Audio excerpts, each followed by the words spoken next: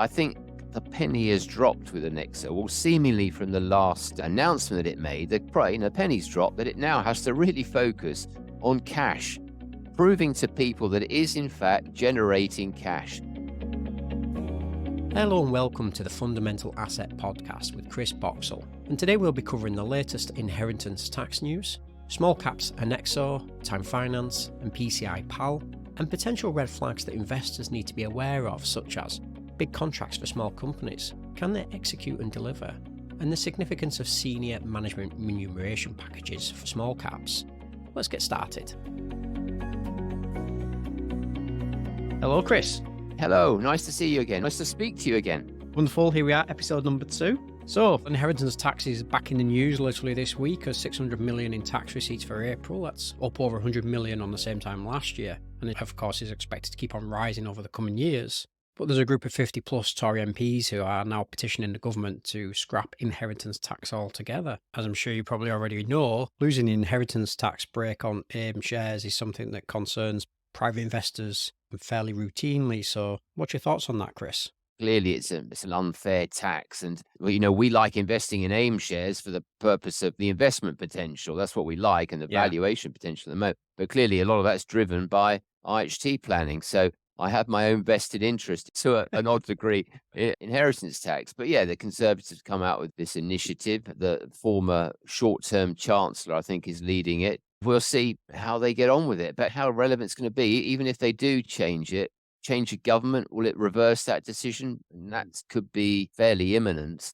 The other issue is a lot of it is a relatively small tax take, but it's significant at the personal level. It's a real irritant, a big tax take personally, but in the grand scheme of tax takes, it's relatively small compared to the VATs, the corporation taxes, PAY, the broader based taxes. It is this sort of annoyance tax, which affects typically people who are pretty well off. I mean, if you withdraw it, and you have to also consider what's that supporting in terms of AIM and smaller companies. A lot of that's going to supporting growth. If they do withdraw IHT, what other initiatives will there to help people recycle wealth into supporting the growth of the future? I'm not sure they've thought it through very well, the wealthy individuals who are trying to get behind this eliminating inheritance tax. Yeah, there's always unintended consequences, isn't there, in these types of things? They've got a pretty tough time balancing the budget as it is. We've ramped up other taxes, and suddenly to whip one away, what are they going to replace it with? Yeah. They're probably going to affect the broader population rather than the people that already have a lot and can probably afford to pay, and also have products and schemes and services and advisors at their disposal to help them already mitigate inheritance tax. Let's be frank, a lot of these people can give it away as well, a lot more beforehand, and many haven't. Possibly more likely to see the actual threshold of 325k maybe raised a little as opposed to actually scrapped. Yeah, I think that would be fair. That's been stuck now for how many years? 2010 it was. Yeah, a long time. And in the meantime, you've had escalating property prices. So I think that would be reasonable for push to have that lifted. We'll see.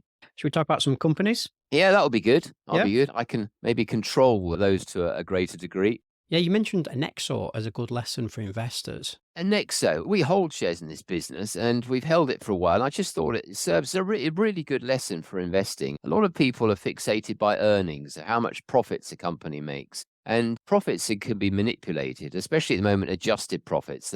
All the talk is of adjusting profits, not even real accounting statutory profits that we're supposed to be looking at. And Anexo it's a business that always presents profits, but if you drill down into its business, it never produces cash. So the cash flow is worse and worse.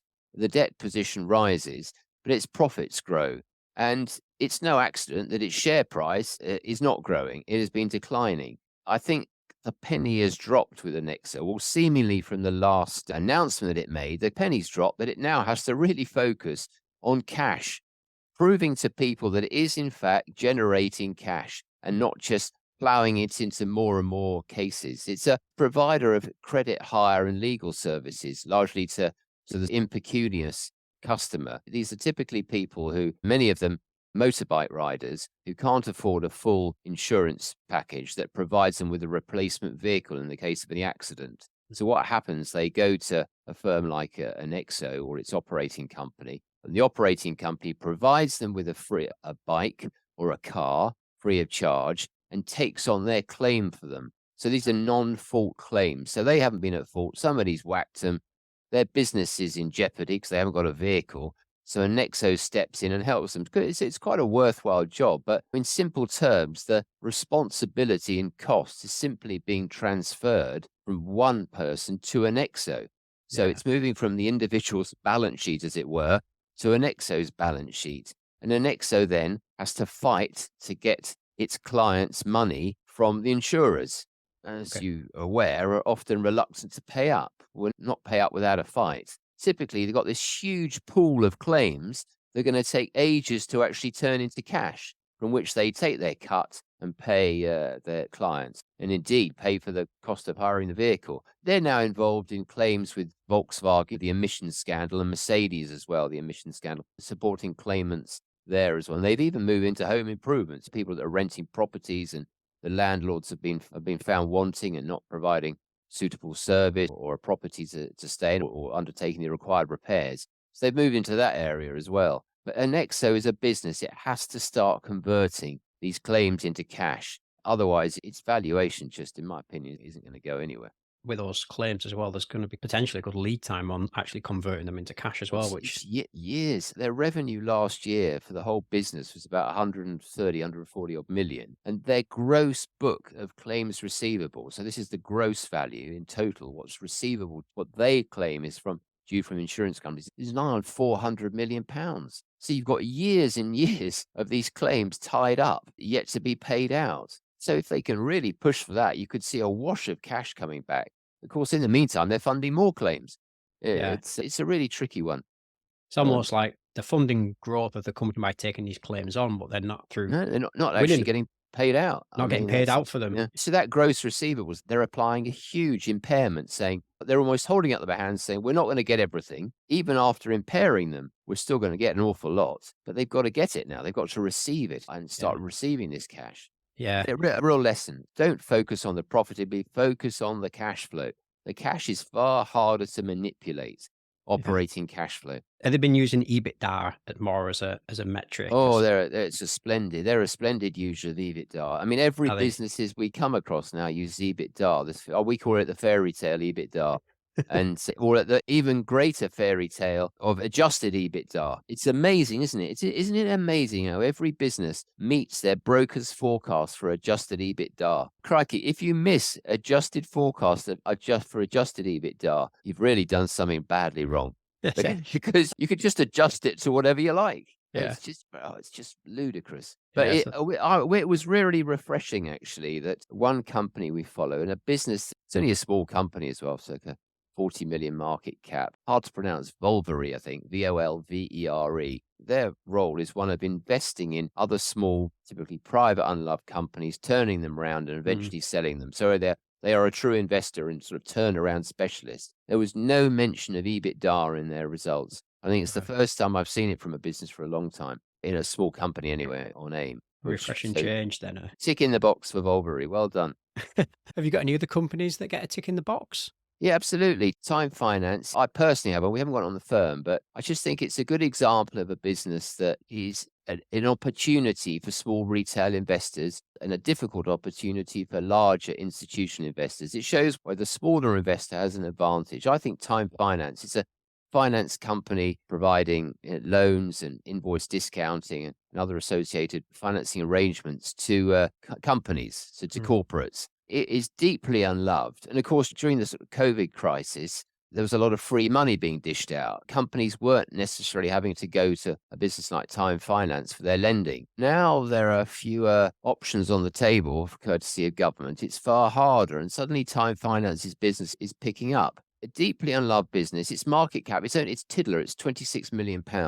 It's trading at a very modest valuation. And you see its share price has been doing quite well lately. And it's the sort of business, as I said, that can offer opportunities for smaller investors to benefit, but where institutions can't. If the retail investor base gets behind it, it starts getting bigger up to a certain point. When it's past 50, when it's maybe could be 100, suddenly you can have a wash of bigger money interest in it. And then you can have this real hockey stick effect of the share price really moving. But it's not the most thrilling company on earth. it does provides a decent service, and it's seemingly motoring at the moment.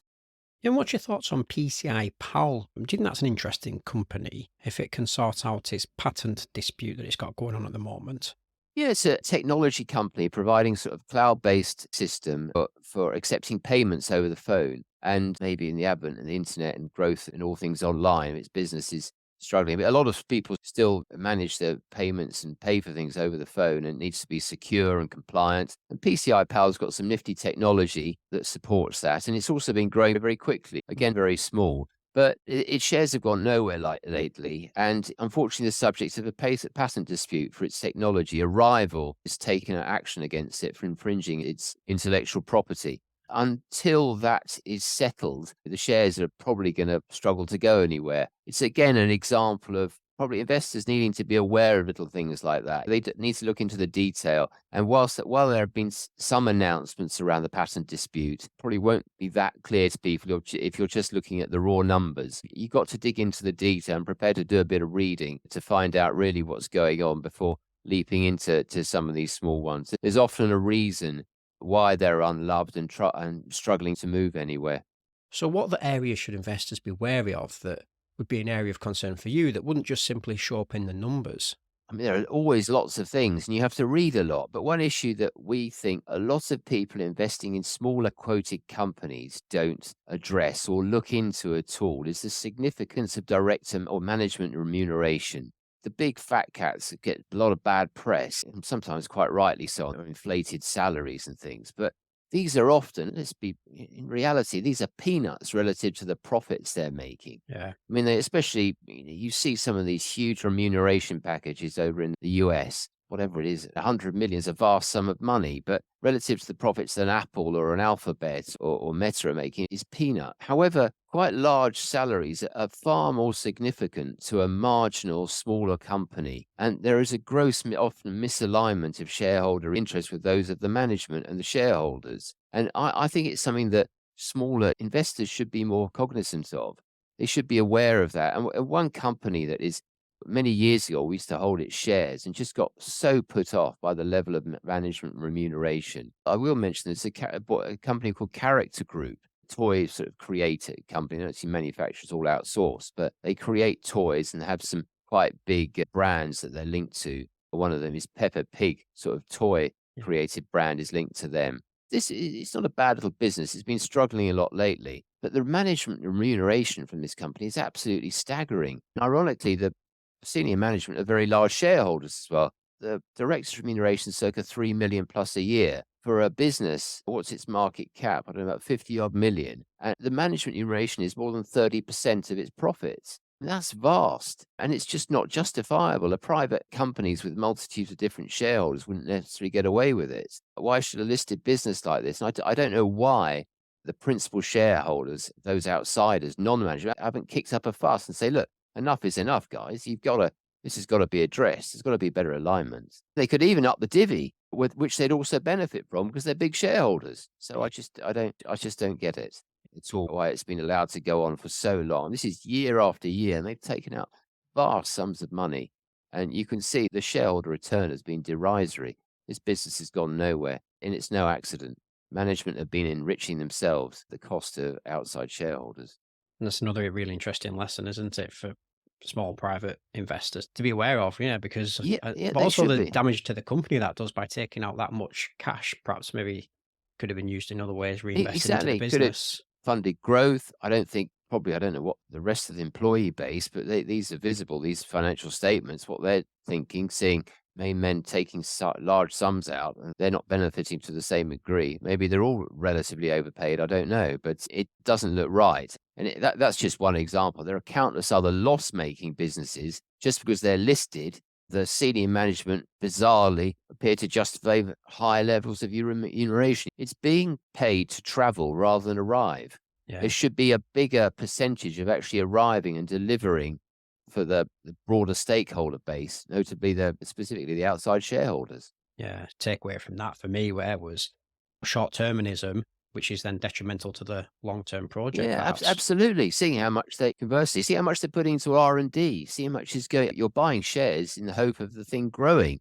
See how much is going into growth initiatives rather than just being stripped out. And small companies should be all about growth. Yes, it's nice to have a dividend, but the first thought process is how can we make this business bigger? How can we deploy our cash more effectively, especially if we're making decent margins, high returns on equity? How can we get this business to the next level? It's on the stock market for a purpose, not simply to enrich the senior management. But there are countless examples. The similar vein that grates me is when there's a placing, when a company needs new money, and when the management are being well rewarded, yet one doesn't see them participating in the placing. It's something that should be demanded. If there's new money being raised, I would say, and management have come up with this wonderful, super optimistic plan of what they're going to do with it, they should be backing it with their own hard-earned cash as well. Yeah. But that seems to rarely happen. And if I were a cornerstone investor wanting to back them, I'd say, look, we'll come in, but you've got to put so-and-so in as well. Yeah, these are the little red flags that investors need to be wary of why a company may actually be unloved. Patent disputes, the stretching of EBITDA, director salaries and bonus packages. What other red flags should investors be wary of that can go unnoticed until it's too late? I think very small companies announcing, well, being involved in very big contract awards or having very big order books. There are a couple of businesses. We noticed one called Enraqua Technologies has a very big order book, but suddenly it's costing a lot more to deliver on those orders. The forecasts that were previously in the market have been halved. And another little business that's struggled for a long time called SRT Marine Technologies announced a very big contract award. And I think it's often very hard for a small business to suddenly execute on huge contracts. And it's asking an awful lot, quite frankly, to really have seamless, perfect execution. You get this huge contract, and suddenly you're having to make, in this case, you're having to actually do something, physically make things.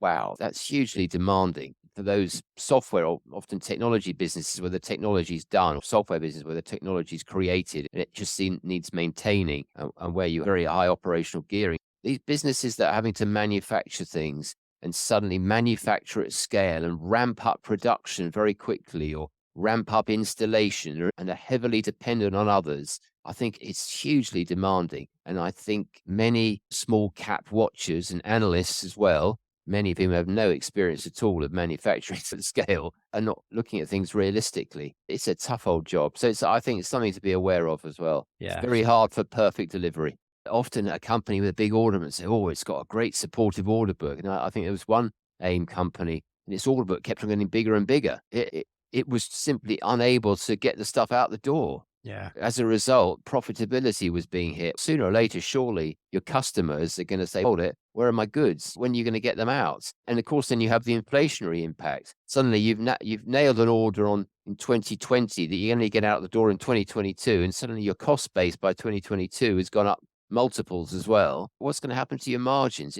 I would always be a little bit cautious about huge order books and don't be fixated. I had this conversation with a friend recently. Don't be fixated by order books. Last thing you want is a massive order book because it just becomes a millstone, really, and you've got to get it out. Do you know someone who's got a big order book? Who's that? Anexo. Anexo, yeah. Got to convert it. They've got to convert it into cash, haven't they? Absolutely. Gone full circle. Perfect. Gone full circle. Should we leave it there? Yeah, sounds good. Sounds a good idea. Perfect. Brilliant, Chris. Thank you very much. Thanks very much. See you for the next one. Yeah, look forward to it.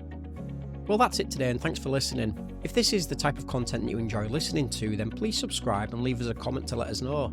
We also have many other investor-related podcasts and expert hosts on the Fund Retirement Podcast Network, so please feel free to check them out too. If you'd like to get in touch with Chris or a member of his team at Fundamental Asset Management, then simply visit their website at fundamentalassetmanagement.com. The links are in the show notes just below. Thanks for listening, and I hope you have a great week.